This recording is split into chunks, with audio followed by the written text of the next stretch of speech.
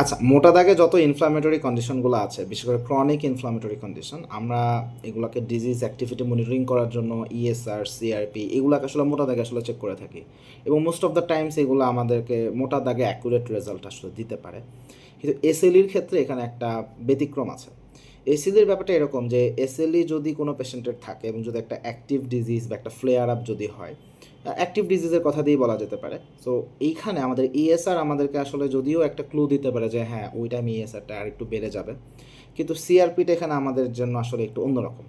Normally একটা active ডিজিজে আমরা এসএলইর ক্ষেত্রে সিআরপি লেভেলটা আসলে নর্মাল পাই। সো সিআরপি যদি আমি দেখি যে নর্মাল, এটা দেখে মানে বিভ্রান্ত হওয়া যাবে না। আবার এখানে একটা মজার ব্যাপার আছে, সেটা হচ্ছে যদি এমন হয় যে একটা পেশেন্টের এসএলই একটা অ্যাক্টিভ ডিজিজ বা ফ্লেয়ার আপ হয়েছে এবং সিআরপি বেশি, তাহলে সেটা কি ইন্ডিকেট করে?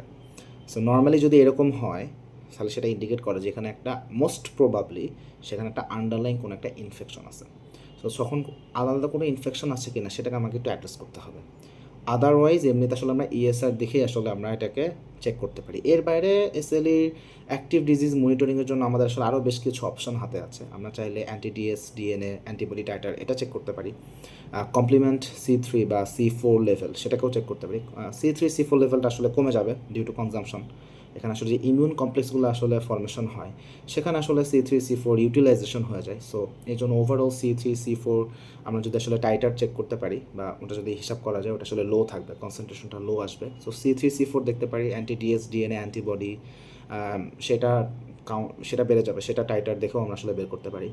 সো মোটা দাগে আসলে একটা এসএলইর অ্যাক্টিভ ডিজিজ যদি আমরা আসলে মনিটরিং করতে চাই, তাহলে আমাদের অপশন এইগুলো। আমরা ইএসআর দেখতে পারি, সি3 সি4 লেভেলটা চেক করতে পারি, অ্যান্টিডিএস, ডিএনএ, অ্যান্টিবডি টাইটারটা চেক করতে পারি, বাট সিআরপি না।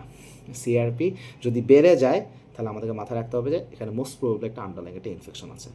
বাট অন্যান্য আদার যেসব ইনফ্লামেটরি কন্ডিশনগুলো আছে, সেখানে কিন্তু আবার ইএসআর আসলে ভালোই আমাদেরকে গাইড করতে পারে, বা অ্যাটলিস্ট আমি ইএসআর হাই পাবো এটা আমার এক্সপেকটেশন থাকে।